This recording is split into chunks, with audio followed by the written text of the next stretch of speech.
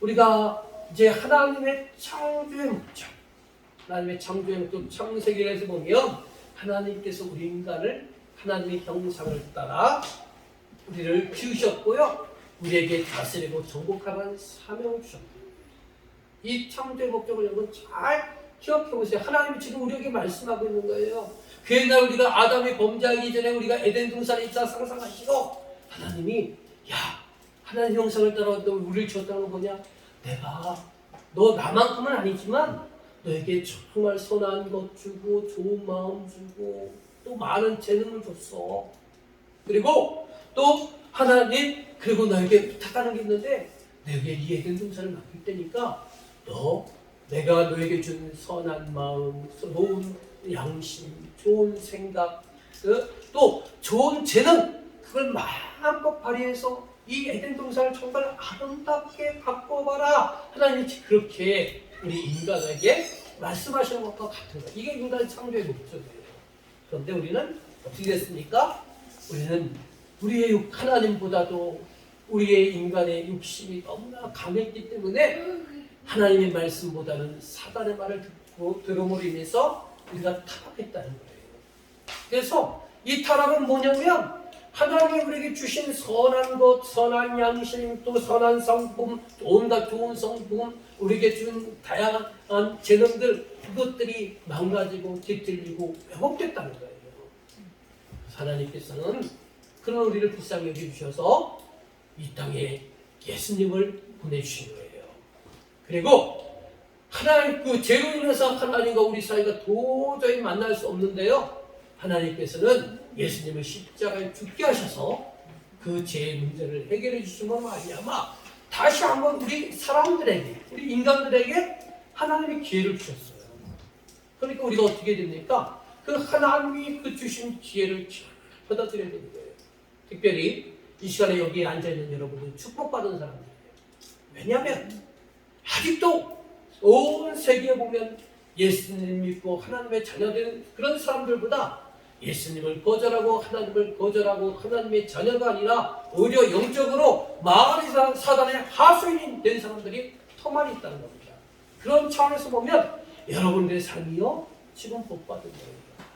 내가 가난하게 산다 할지라도, 내가 많이 배우지 못했다 할지라도, 여러분은 무엇보다도 만물의 주관자이시고 모든 것에 또 지으신 그 주인이신 그분을 믿고 그분의 자녀가 되었다는 것, 이것은요, 여러분의 지금 현재적인 형편과 처지보다도 더 귀한 축복을 여러분 믿으시길 바랍니다.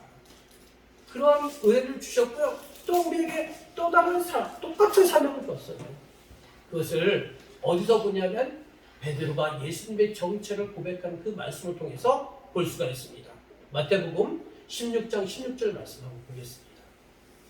16장 16절 말씀 같이 읽어볼까요? 시작! 시몬 베드로가 대답하여 이르되 주는 그리스도시요 살아계신 하나님의 아들이시니까. 아까 우리가 보면 창조의 목적이었다면 구원의 목적. 근데 결론적으로 먼저 얘기하면 창조의 목적이든 구원의 목적이든 결론은 똑같은 거예요. 그래서 하나님께서는 죄 많은 우리들에게 예수님 보내주셨고요, 그 예수님을 믿는 우리들에게 뭘 회복시켜 주시느냐? 예수님이 하나님의 아들이라 믿는 저와 여러분들에게 그 태초에 하나님께서 인간을 지었을 때 하나님의 형상을 따라 지었다고 했잖아요. 그러니까 하나님의 씨가 우리에게 다시 한번 주어졌다는 거예요. 하나님이 우리에게 선한 성품, 좋은 생각들, 이것들을 다시 회복할 수 있는 길을 우리에게 다시 한번 열어줬다는 거예요.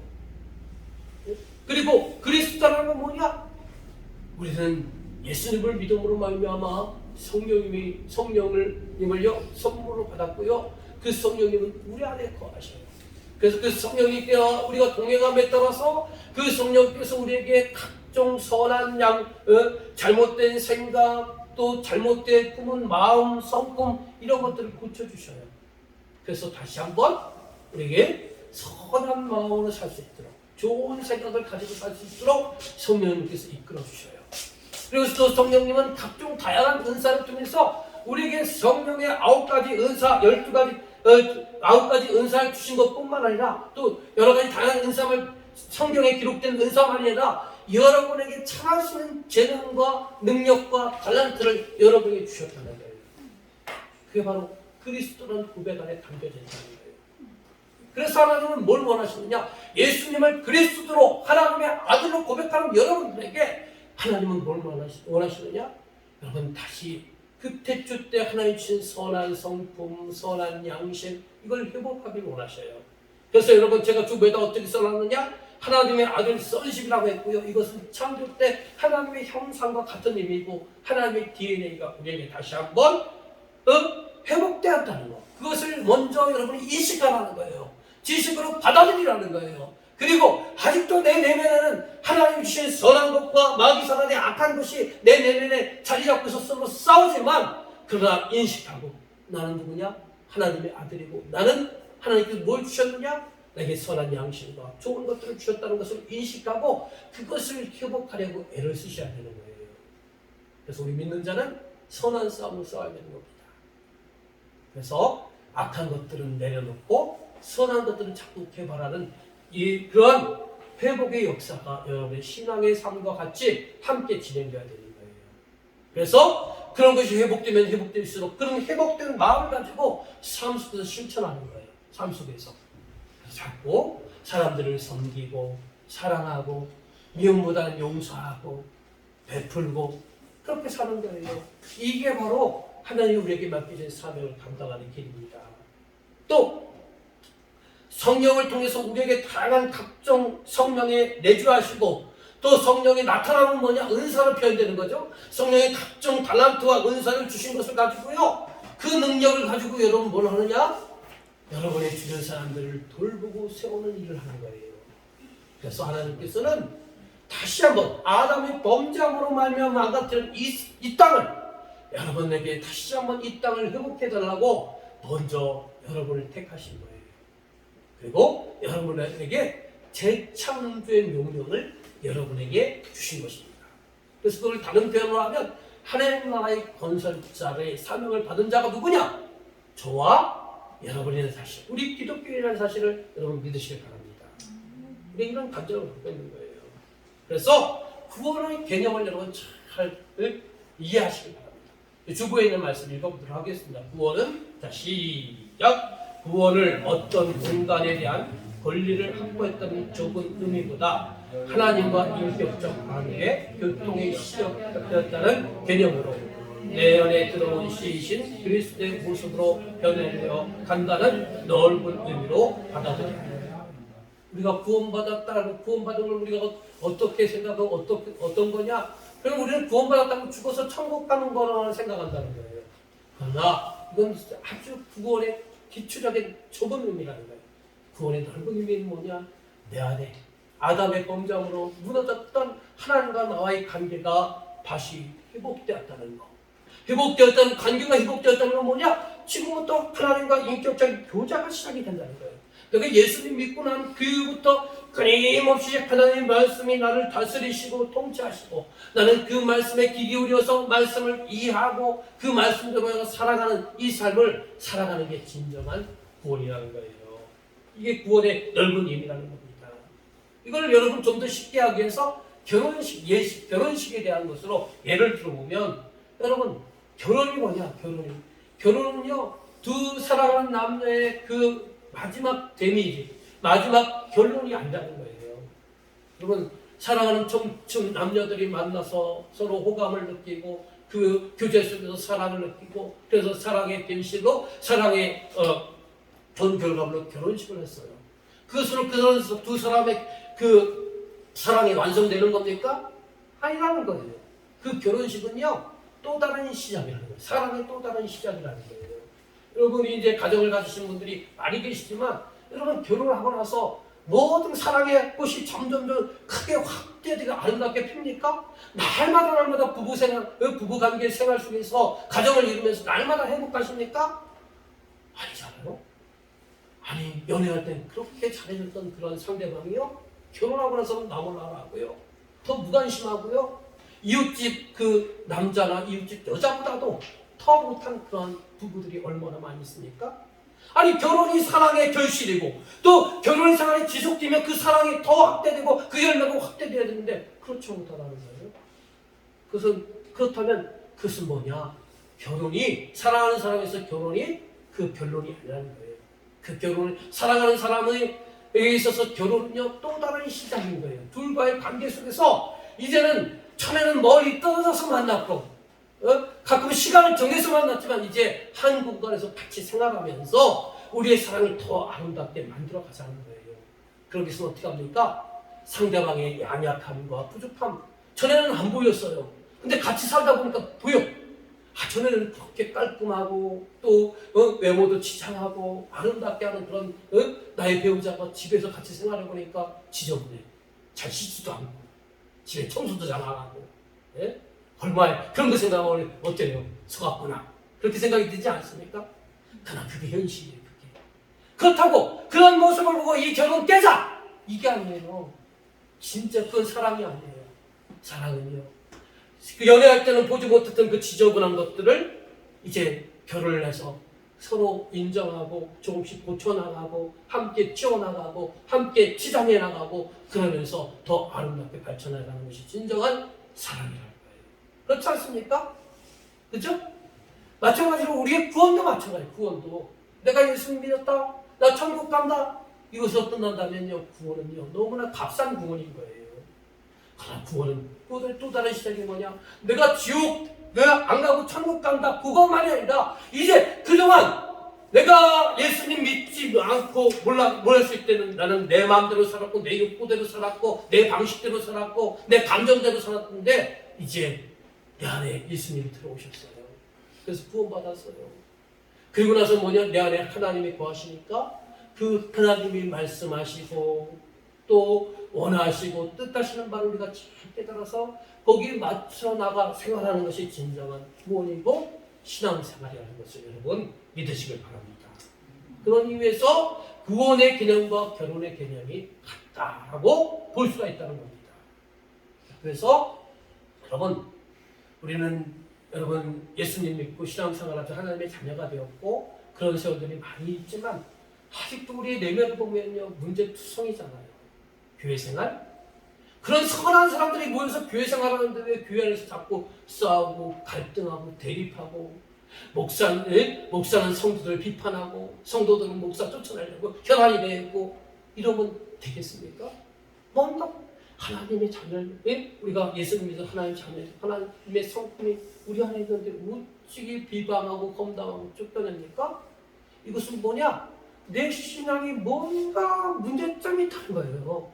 뭔가 내 신앙이 아직도 저 어린아기의 신앙처럼 저 밑에서 정체되어 있다는 거예요. 내가 교회는 오래 다녔어. 내가 30년 됐고 40년 됐고 50년 됐는데 내 신앙의 현재적 모습은 여전히 미워하고 시기하고 질투하고 나만 챙기고 기도해도 하나님 나에게만 복 주세요. 내 가정에게만 복 주세요. 이런 식으로 우리가 살고 있다면 우리의 신앙이 뭔가 문제가 있는 것 아니겠습니까? 그래서 오늘 말씀에 이제 출애굽기 말씀을 들어가면서 신앙에도요 단계가 있고 성장 과정이 있다는 사실을 우리가 보게 되는 거예요. 그래서 우리에서 하나님이 이끄시는 구원의 과정, 신앙의 단계, 여러분의 신앙의 현주소가 어디인지 그것을 이 출애굽기를 통해서 우리가 우리의 신앙의 현주소, 나의 믿음의 현주소가 어디 있는지를 진단할 수 있다는 겁니다. 자, 이제 우리가 오늘 아까 우리 김대한 권사님 프로젝트 아까 본문 읽었던 거 출애굽기 3장 7절 8절 말씀 다시 좀 돌려주세요. 자, 7절 8절 다시 읽어보는데요. 여기 오면 제가 표시 놓은 것이 뭐냐면 여기 보면 동사라는 동사. 여기 7가지 동사가 있는데 이 7가지 동사의 개념을 통해서 출애굽기 전체를 정리할 수 있고요. 우리 신앙의 단계를 이 7가지 동사를 통해서 진단할 수 있다는 겁니다. 다 같이 한번 읽어봅시다. 다시 한번 시작. 그래서 이르시되 내가 애굽에 있는 내 백성의 고통을 분명히 보고 그들의 감독자로 말미암아 부르짖음을 듣고 그 근심을 알고 내가 내려가서 그들을 애굽인의 손에서 건져내고 그들을 그 땅에서 인도하여 아름답고 광대한 땅 젖과 꿀이 흐르는 땅, 곧 가나안 족속, 헷 족속, 아모리 족속, 그리스 족속, 히위 족속, 여부스 족속의 지방에 데려가려. 자, 7가지 동사가 뭐냐? 보면 보고, 듣고, 알고, 내려가서 건져내고, 인도하여 데려가라 하루라. 이 7가지의 그 단어의 동사에 우리의 신앙의 단계, 우리의 과정이 전부 담겨져 있다는 것입니다. 첫 번째 과정은 뭐냐? 첫 번째는 보고, 듣고, 알고인데요. 이건 출애굽기 1장과 2장에 담겨져 있는 내용이에요. 자, 보고라는 것, 첫 번째 보고라는 건 뭐냐? 여러분, 이제 창세기에서, 창세기 끝은 어떻게 끝납니까? 야곱의 그 70명의 가족들이요, 그 식량을 구하러 애굽으로 내려가서 그 먼저 정착해 있던 요셉을 만나게 되고 그곳에서 정착해 생활하는 것으로 창세기가 끝났죠. 그죠? 그리고 창세기과 출애굽기에는 많은 시간적 갭이 있는 거예요. 근데 이제 출애굽기에는 보면 요셉을 알지 못했던 왕이 나타났다는 거예요. 요셉이 알지 못했던 왕이 이제 생활하는데 이스라엘 민족들이 너무나 번성하는 거예요. 그것을 보고 고민에 빠졌어요. 이 많은 이스라엘의 숫자들 그냥 방관해서는 이들이 구태타를 일으키면 이 애굽은 멸망할 수밖에 없다는 그런 생각에서 저들을 어떻게 하면 저들의 인구를 줄일 수 있을까? 그렇게 애굽 왕이 고민하다가 고안해낸 방법이 뭐냐? 야, 이들에게 고된 노동을 시키면 이들이 너무나 힘든 일을 시키면 저녁에 와서 그냥 피곤해서 잘 거 아니냐. 그러면 자연적으로 세월이 지나다 보면 자녀들을 안 낳고 이들의 인구가 줄어들지 않겠느냐. 그런 것 때문에 고된 노동을 시켰다는 거예요. 그래서 이스라엘 민족에게 많은 성들을 짓도록 하고요. 그 성을 짓기 위해서는 벽돌이 필요하잖아요. 흙벽돌, 그걸 이기고 재료를 싸서 벽돌을 굽게 하고 또 이것에 그친 것이 아니고 또 많은 농사일을 고된 일을 이렇게 해서요. 숱한 고대 이들의 이스라엘 민족이요. 그 노동의 역사가 있었다는 거예요. 그리고 그럼에도 불구하고 이스라엘 민족들의 인구가 줄지 않자 이 애굽 왕이 고안한 게 뭐냐? 산파들을 시켜서 이스라엘 민족의 산의 아이들이 태어나면 그 산 아이들을 니들이 죽여라. 그런 명령을 내려요. 근데 이 산파들은 어떻게 합니까? 산파들은 하나님이 두려운 마음이 들었기 때문에요. 그 애굽 왕의 명령을 듣지 않았어요. 듣지 않고 어떻게 했느냐? 핑계를 하나님이 지혜를 주셔서 애굽의 여자들은 너무나 건강해서 우리가 갔을 때 이미 다 아이를 낳아서 우리는 죽이지 못했다는 거예요. 그러니까 애굽 왕이 또 다른 명령을 내리죠. 어떤 겁니까? 야, 그러면 애굽에서 이스라엘 민족에서 태어난 사나이는 다 강에 던져 죽여라, 버려라. 이런 명령을 내려요. 이처럼 애굽에 있는 이스라엘 민족들은요, 많은 고된 노동과 또 자녀를 낳아도 기뻐하지 못하는 이런 너무나 크나큰 고난 속에 있었다는 거예요. 응? 여러분, 오늘 우리들이 살아가는 삶의 방법에도요, 사는 현장에도요, 많은 고난들이 뒤엉켜 있잖아요. 그렇죠? 고난이 있을 때 우리 믿는 자는 어떻게 해야 됩니까? 힘겨움 있을 때 여러분 우리 믿는 자는 어떻게 해야 돼요? 여러분, 여기 빨간 글씨에 나온 것처럼 이스라엘 민족도 그 고난 앞에서 고된 노동과 자녀들이 죽어가는 그 현장 속에서 그동안 몰랐던, 그동안 잊어먹었던 하나님을 찾게 되었다는 거예요. 그러므로 오늘 저와 여러분에게 있어서 우리 삶에 고난이 없으면 좋겠지만 그러나 아직도 사단과 이 전쟁, 영적 전쟁 속에 있는 이 땅의 삶 속에서 고난은 우리 믿는 자에게 있을 수밖에 없는데 그때 우리가 어떻게 했느냐? 우리도 고난 앞에서 좌절하고 눈물 짓고 낙심하고 인생을 포기하는 것이 아니라 하나님께 부르시는 저와 여러분이 되시기를 주님의 이름으로 간절히 축원합니다. 바로 이스라엘 민족들이요, 고난 속에서 그동안 잊어먹었던 하나님을 깨닫게 되었고요, 그 하나님께 부르짖게 되었다는 거예요. 하나님은 이스라엘 민족의 이런 고된 것들을 보았고요. 그 다음에 듣고 출애굽기 2장 23절에 보세요. 출애굽기 2장 23절. 자, 읽어보겠습니다. 시작. 이스라엘 자손은 고된 노동으로 말미암아 탄식하며 부르짖으니 그 고된 노동으로 말미암아 부르짖는 소리가 하나님께 상달됩니다. 여러분 보세요. 우리가 하나님이 왜 우리에게 고난을 주느냐? 너 돈 많이 버는 것에 정신 팔려가지고 하나님을 잊어버렸어. 너 먹고 살고 있는 일에 너 정신 팔리다 보니 하나님을 잊어버렸어. 그러니까 하나님이요, 고난을 통해서 하나님을 찾도록 한다는 거예요. 그때 우리는 어떻게 되냐? 하나님을 찾는데 그냥 찾는 것이 아니고 부르짖질 않는 거예요. 부르짖고, 왜 우리가 부르짖어야 되느냐? 그 부르짖음 속에 뭐냐? 하나님이 듣고 계시는 거예요.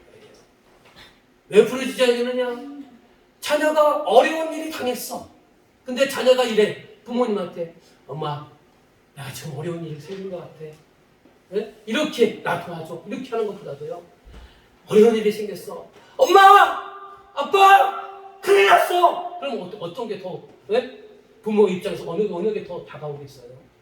크게 부르짖을 때 그 부모가 더 그 아이에게 주목하고 그 아이의 소리에 경청하고 그러지 않습니까? 마찬가지예요. 우리 성도가 어려움 당할 때 여러분, 하나님이 여러분을 부르시는 소리입니다. 하나님을 찾으라는 쌀림을 하시고요, 그 뜻은 여러분 얌전하게 기도하는 게 아니고 간절히 찾고 부르짖으라는 거예요.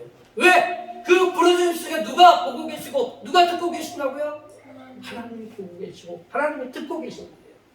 그러니까 여러분, 더 힘써 하나님을 찾고 부르짖으시기를 주님의 이름으로 축원합니다. 자, 세 번째는 알고라.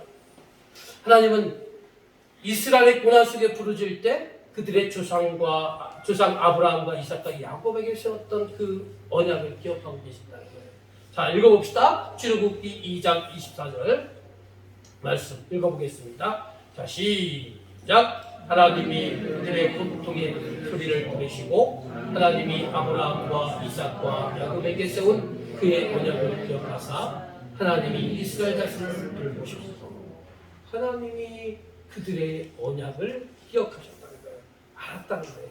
창세기 15장 13절에 보면 이런 내용이 있어요. 하나님께서 아브라함에게 한 언약이 있어요. 네 후손이 저 번성할 것이다. 그리고 내 후손이 이방 땅에 가서 400년 동안 살 것이고 그것을 자손이 번성할 것인데 그들이 이방 족속에게 괴롭힘을 당할 것이다.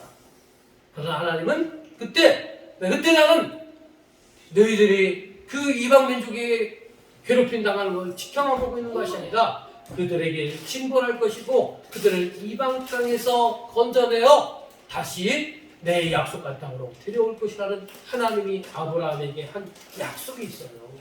그 약속을 하나님이 다시 한번 기억하게 하셨다는 거예요. 아무튼 출애굽기 1장 2장의 내용은 바로 보고 듣고 알고라는 거예요. 우리가 고난 만나고 어려움 당할 때, 부러울 때 하나님은 그것을 찾게 하시고 부르짖게 하시고, 우리가 찾고 부르짖을 때 하나님은 그 모든 것들을 보고 계시고 듣고 계시고 알고 계시고 우리를 구원해 주시기 위해서 하나님이 움직이시다는 거예요. 자, 두 번째 단계는 뭐냐면 내려가서 하는 거예요.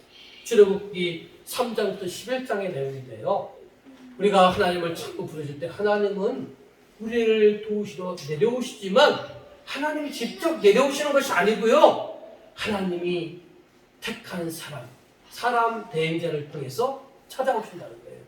누굴 보내신다고요? 하나님 직접 내려오시는 것이 아니고 사람 대행자를 보내신다. 그래서 출애굽기 3장의 11장 내용에 보면 모세가 등장해요. 모세가 모세의 부모님들이 이렇게 이스라엘 민족이 핍박받을 때 모세의 부모님들은 네이지파였는데요, 그 네이지파의 한 남자가 장가를 가기 위해서 아무 여자하고 결혼하는 것이 아니고, 그 어려운 척박한 상황 속에서도 아무 여자랑 결혼하는 것이 아니고 신앙을 지키고 전통을 지키기 위해서 네이지파 중에 있는 한 여자를 찾았다는 거예요. 그만큼 이 모세의 부모님들은 신앙이 있었다는 거죠. 믿음이 있었다는 거죠.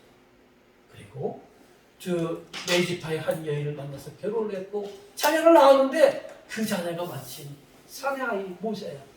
그럼 이 당시 사내 아이가 태어나면 어떻게 한다고 했어요? 나일강에 던지라고 했죠. 죽이라고 했죠. 근데 이 사내 아이가 너무나 부모가 보기에 뛰어났던 거예요. 미모도 축적했고 너무나 귀해 보였고 너무나 좋아 보였다는 거예요. 몰래 숨겨 키우다가 더 이상 숨길 수가 없어서 어떻게 합니까? 이들이 정말 힘든 결정을 하는데 갈대 입을 엮어서 갈대 상자에다 이 역청을 바르고 그 모세를 그 나일강가에 버리잖아요. 근데 하나님은 어떻게 합니까? 그때 애굽의 공주가 마침 그곳에 목욕하러 왔다가 그 갈대 상자를 발견하고 그곳에서 모세를 아기를 발견하고 그 아기를 자기의 양자로 삼잖아요. 그래서 모세는 이 애굽의 왕자가 된 거예요. 그래서 애굽의 왕국에서 40년의 생활 동안 그것에서 철저하게 왕자 교육을 받았다는 것이죠. 그러다가 이 성장한 모세가 어느 날 가다 보니까 이 애굽의 관리가 자기의 동족인 이스라엘 민족을 호되게 당하는 걸 보고 그만 그 애굽의 관리를 죽게 되고요. 그 사실이 들통이 나서 어떻게 합니까? 이 모세는요 미디안 광야로 도망을 가게 됩니다. 그리고 미디안 광야에서 40년간 생활을 하게 되는 것입니다. 그래서 모세는요 애굽의 왕국에서 40년 동안 온갖 세상에 뛰어난 학문과 교육과 문화를 받았던 뛰어난 사람이었어요. 그리고 광야에서 40년 동안 고독을 쌓으면서도 하나님께서 고독을 쌓으면서 광야 생활을 위한 지혜를 광야 생활의 모든 환경과 또 지형과 모든 것들을 체험케 하셨다는 거예요. 그리고 하나님의 때가 되었을 때 하나님은 모세를 찾으신 거예요. 모세를 찾는데 어떻게 찾습니까? 어느 날 모세가 보니까 가만히 보니까 저 앞에 떨기나무가 있는데 거기에 불이 붙었어요. 불이 붙었는데 쫙 보니까 불이 붙었으면 떨기나무가 점점점 불을 붙으면서 사그라져야 되는데 사그라지지 않아. 불꽃은 푹 일어나는데 떨기나무에는 꼬다리 있는 거예요. 너무나 희한한 광경이잖아요. 그것을 또 자세히 보려 가다가 그것에서 하나님을 만나게 된 것이죠. 그리고 하나님께서는 그에게 너는 고통당하는 애굽에 있는 네 민족을 구원할 그런 지도자라는 사명을 받게 되죠. 근데 모세가 그런 하나님의 주신 사명 앞에서 뜨끔해지거나게 거절하죠. 능력이 부족합니다. 하나님이 나를 보내셨다는 쌀이 뭡니까? 증거가 뭡니까? 그러니까 하나님은 어떻게 하십니까? 그때요 하나님께서 모세에게 초월적인 세 가지 경험을 이렇게 하셔요. 하나님은 모세가 짚고 있는 지팡이를 던져보라는 거예요. 그러니까 지팡이가 어떻게 됐어요? 뱀으로 변하잖아요. 그리고 그 뱀의 꼬리를 다시 잡아보라니까 그 뱀이 지팡이로 변하는 이러한 초월적인 경험을 이렇게 하셔요. 그리고 모세의 손을 그 품에 넣으라고 넣어보라고 했을 때 그 손에 넣었다 꺼내보니까 그 손이 문둥병이 걸렸다는 거죠. 그리고 그 손을 다시 그 품에 넣었을 때 그 문둥병 걸렸던 손이 깨끗해졌다는 것이죠. 또 나의 강의 물을 자기도다가 한번 부어봐라. 그랬을 때 그 강의 물이 피로 변하는 그는 이 세 가지 이적을 보여주면서 내가 너를 택했고 내가 이스라엘을 구원할 사명자라는 사실을 이런 초월적인 경험을 통해서 하나님께서 보여주게 되는 거예요.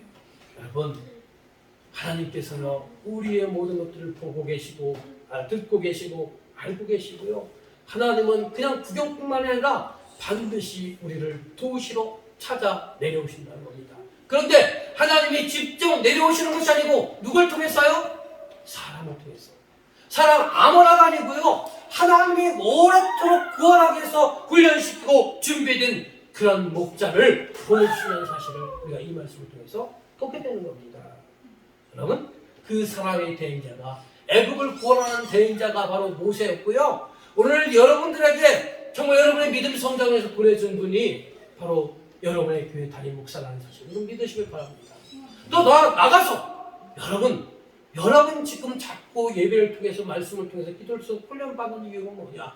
여러분을 통해서 또 다른 여러분보다 못한 그 믿음의 사람들 아직도 세상의 모든 문화와 또 전통에 고통당하고 영적인 세계에 어두운 그들을 불러내기 위해서 여러분을 지금 목자로 준비시키고 계시다는 사실을 여러분 믿으시기 바랍니다. 그리고 여러분이 훈련되고 준비되었을 때 반드시 여러분들은 하나님께서 목자로 부름받는다는 사실을 여러분 믿으시길 바랍니다. 그리고 출애굽기 7장부터 11장까지는 여러분이 잘 알고 있는 것처럼 애굽왕, 그 완고한 애굽왕을 그 마음을 무너뜨리기 위해서 몇 가지 재앙이 나와요? 10가지 재앙이 나오잖아요. 근데 7장에서 11장까지는요 9번째 9가지 재앙이 나오고 있다는 거예요. 그 재앙이 뭐냐? 바로 물이 피로 변하는 거, 개구리 재앙, 태클, 먼지로 해서 이로 변하는 거, 파리의 재앙, 가축의 죽음, 또 악성 종기, 우박, 메뚜기, 흑암 이런 것들이라는 거예요. 여러분 좀 더 앞으로 계속 배우겠지만 이 10가지 재앙은요 뭐냐면 결국은 뭐냐면요 이 애굽의 신들이네. 애굽의 신들. 애굽은요 많은 신을 섬기고 우상을 섬기는 나라가 애굽이에요. 그렇기 때문에 10가지 재앙은 그냥 이렇게 재앙이다가 아니라 결국 영적인 싸움인데 뭐냐면 하나님과 우상, 헛된 신과의 싸움이라는 거예요. 이 신과의 싸움을 통해서 하나님은 모세를 훈련시키고 택하시고 그에게 능력 주시고 또 이 영적인 세계에서 이 악한 세력들과의 싸움에서 승리케 하신다는 거예요. 마찬가지예요. 저와 여러분도 마찬가지예요. 하나님은 여러분을 택하셨고 여러분을 훈련시키시고 여러분의 능력 주셔서 어떻게 하냐? 세상을 보내서 세상의 악한 영들 마귀 사단의 하수인 노릇하는 그런 삐뚤어지고 왜곡되고 잘못된 많은 사람들을 만나게 하시고 그들의 악한 것들을 무너뜨리도록 그리고 하나 그 악한 것들을 멸하고 마귀 사단의 괴계를 멸하고 그것에 하나님을 믿도록 하나님께 인도하도록 저와 여러분을 하나님께서 택하셨고 이제 보내시기 위해서 훈련하고 있다는 사실을 여러분 믿으시길 바랍니다. 그렇기 때문에 우리 그리스도인은 어떻게 살아야 되느냐? 자, 저기 손가락 표시다. 그리스도인들은 파란색 표시에 자 읽어봅시다. 시작. 그리스도인들은 예수님과 연합하여 하나님 나라의 대행자의 삶을 살아야 된다는 거예요. 그래서 여러분들이 사람을 존중하고 세우고 어떠한 죄인이라도 하나님께 연결되는 이 제사장의 사역을 감당해야 됩니다. 그러기 위해서 하나님께서 여러분을 일찍이 택하셔서 예수님 믿게 하셨고 오랜 세월 동안 교회 생활하면서 목사님을 통해서 또한 신앙의 동료들 통해서 자꾸 훈련받게 하시고 도전받게 하시고 성장케 하는 거예요. 이런 원리를 깨달은가 하면 내가 이런 이치가 있다는 사실을 깨닫고 빨리 성장하는 게 중요한 거예요. 성장해서 하나님의 일을 감당해야 되지. 하나님 그러기 위해서 우리를 택하셨어요. 아담이 타락했지만 하나님께서는 주는 그리스도시여 살아계신 하나님의 아들을 믿고 고백하게 하셔서 우리에게 다시 한번 잃어버렸던 하나님의 형상을 회복케 하시고 우리에게 다스리고 정복하라는 그러한 명령을 우리에게 주신 거예요. 그러나 하나님의 의도를 여러분 아신다면요, 여러분 하나님을 더 힘써 알기를 여러분 애쓰시길 바랍니다. 그래서 말씀을 더욱더 찾고 말씀을 더 연구하고 또 예배를 통해서 은혜를 사모하고 기도를 통해서 성령의 더 충만한 능력과 은사를 여러분 사모하시길 바랍니다. 자, 세 번째는 뭐냐?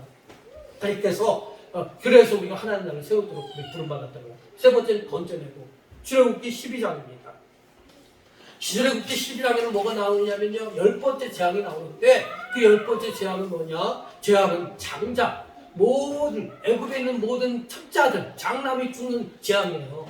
근데 그 죽음에서 유일하게 구원받을 수 있는 방법이 있는데 그 방법은 뭐냐면 어린 양을 잡고 그 피를 문설주와 인방에 발라야 되는 거예요.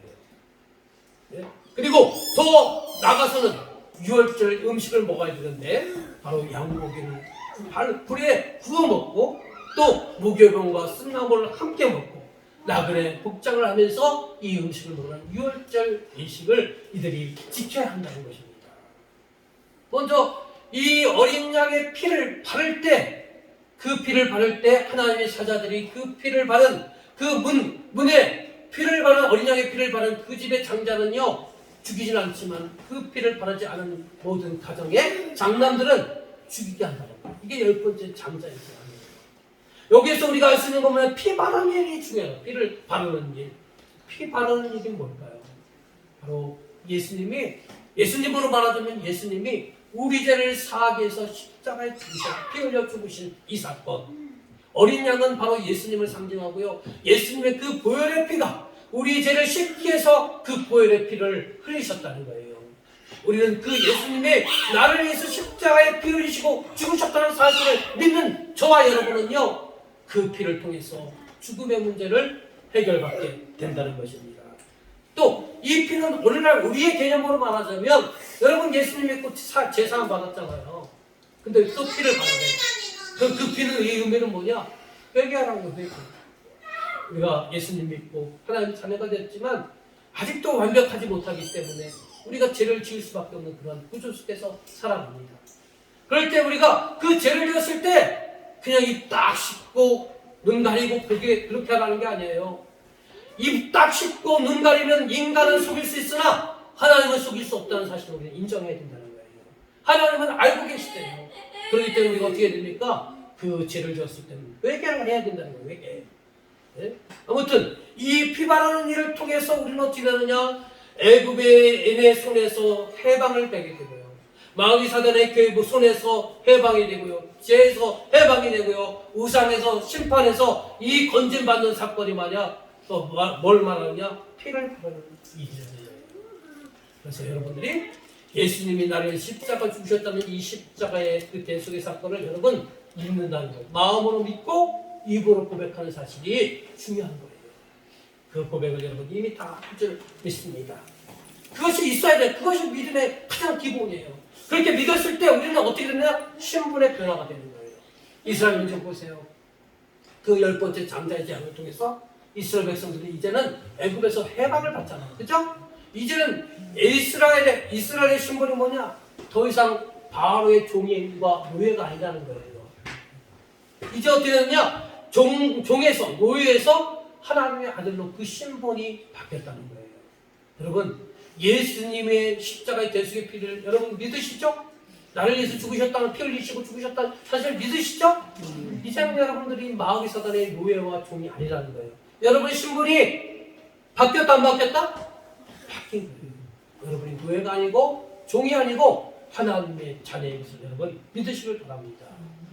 그리고 이제 우리가 그 피를 믿는 우리들은 어떻게 하느냐? 새로운 공급을 받는다는 거예요. 전에는 애굽에 있을 때는 애굽 왕이 주는 모든 식량을 받아 먹었던 사람이 우리였다면 이제 예수님의 보혈의 피를 믿는 우리들은 이제 새롭게 달라지는 거예요. 그래서 우리가 예수 그리스도를 믿기 전에는 술을 마시고 술에 흥청 취해서 흥청망청 살다가 죄를 짓게 되고 실수하게 되잖아요. 그죠? 그리고 세상 쾌락을 쫓다가 거기서 또 실패하고 또 배신당하고 그러잖아요. 그러나 우리는 이제 공급이 달라요. 새로운 공급을 받았다는 거예요.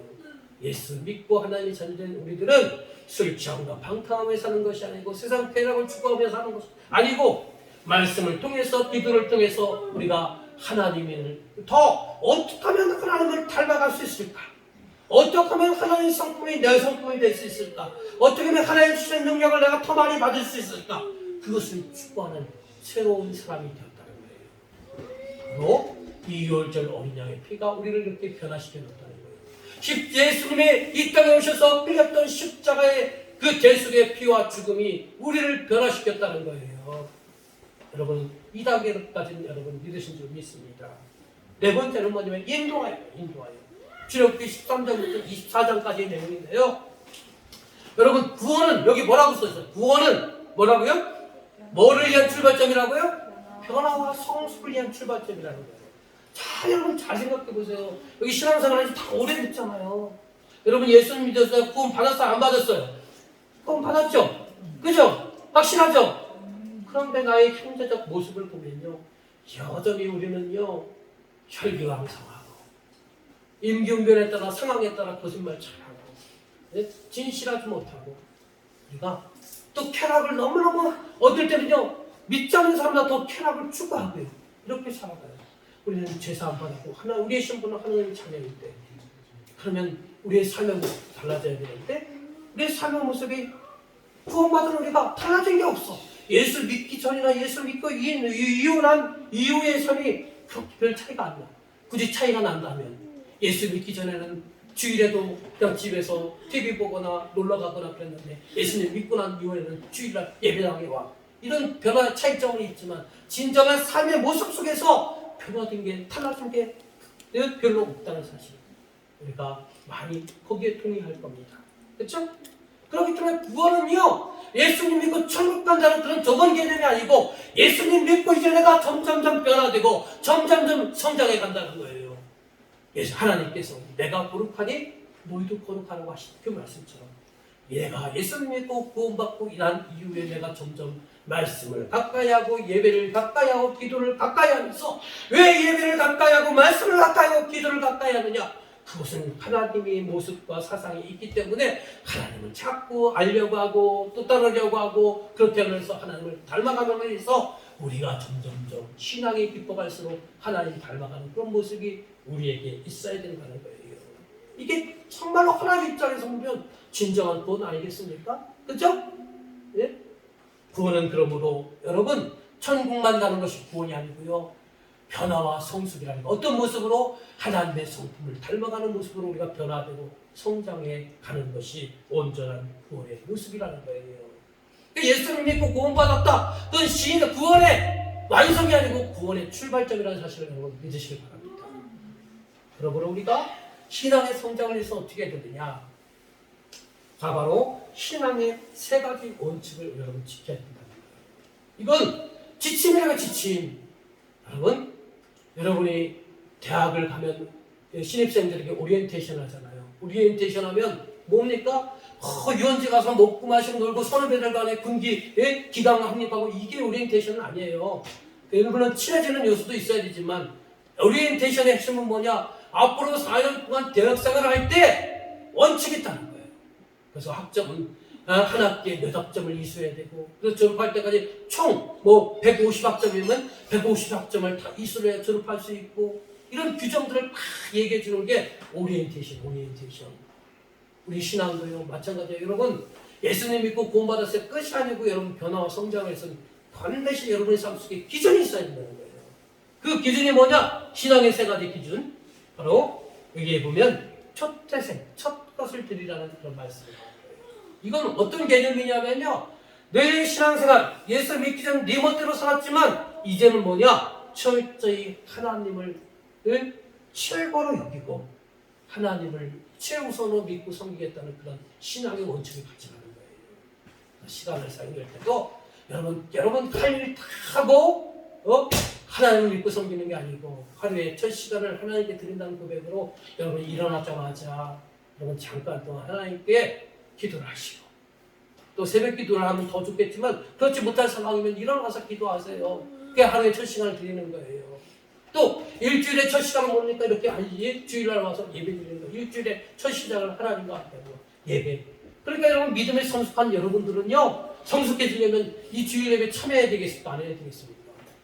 참여하는 거예요. 그러면서 이 주일 예배를 드린다는 건 뭐냐? 내가 하나님을 더 높여드리고 하나님을 최고로 섬기고 하나님을 제일 첫 번째로 제일 하나님 제일 중심으로 살겠다는 신앙 고백이 이 시간이 여기에 담겨져 있는 거예요.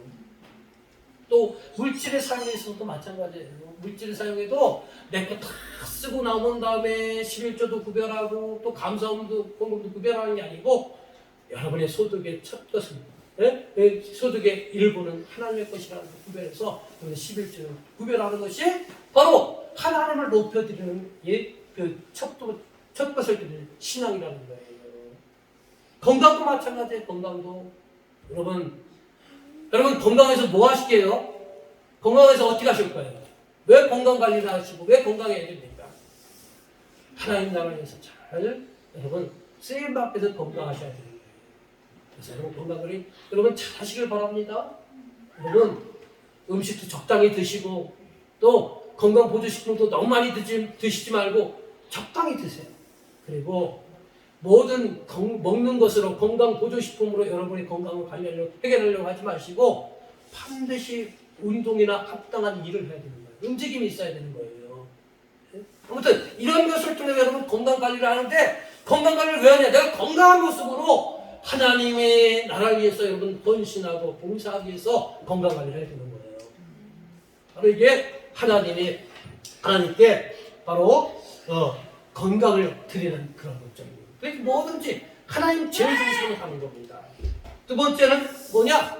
우리가 신앙생활할 때 첫 번째는 하나님을 제일 주로 사는 거고 두 번째는 뭐냐? 무기절의 신앙을 가져야 된다는 거예요. 무기절의 신앙은 이 무기절에는 뭘 먹느냐면 무기병을 먹어요. 무기병은 뭐냐면 누룩이 들어가지 않은 떡이 바로 무기병이라는 거예요. 근데 노력은 뭘 상징한다고 했어요? 죄를 상징한다는 거예요. 그러니까 여러분들이 예수님 믿고 하나님의 자녀 되었다면 이제 새롭게 출발했는데, 새롭게 시작했는데 여러분 죄를 멀리해야 된다는 거예요. 죄를 멀리.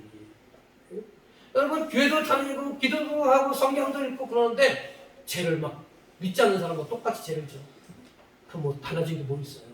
근본적인 뭐 있어요? 예? 단지 다르다면 교회만 다닐 뿐이지 삶의 모습 똑같은 거예요. 그죠? 뭔가 잘못된 거 아닙니까? 우리가 그건 온전한 구원이 아니에요. 구원을 받았지만 여전히 미숙하고 어린 아기 같은 그런 신앙밖에 머물러 있을 수밖에 없는 거예요. 그래서 우리가 신앙의 성장과 변화를 위해서 어떻게 되느냐? 우리가 철저히 첫 번째는 하나님을 제일 줄이고 살고요. 두 번째는 죄를 멀리하고다가 애쓰고 또 죄를 멀리하는 그런 신앙을 지켜야 된다는 거예요. 세 번째는 뭐냐? 구름 기둥과 불 기둥에 인도합니다. 여러분 이스라엘 민족들이 광야 이제 애굽을 나와서 광야 40년 할 때 이들이 앞서간 것이 무엇이었어요? 항상 구름, 낮에는 구름 기둥이 움직일 때들이 그 구름 기둥을 따라갔고 밤에는 불 기둥이 멈출 때 그곳에서 야영을 했고 그러면서 그 구름 기둥과 불 기둥의 인도함을 따라 이제 신앙생활을 했잖아요. 그죠? 마찬가지 우리 신앙생활도요. 이제 달라졌잖아. 내가 예수님 믿고 하나님 자녀 됐어요. 전에는 예수님 믿기 전에는 내 멋대로 살았고 내 방식대로 살았고 그랬어요.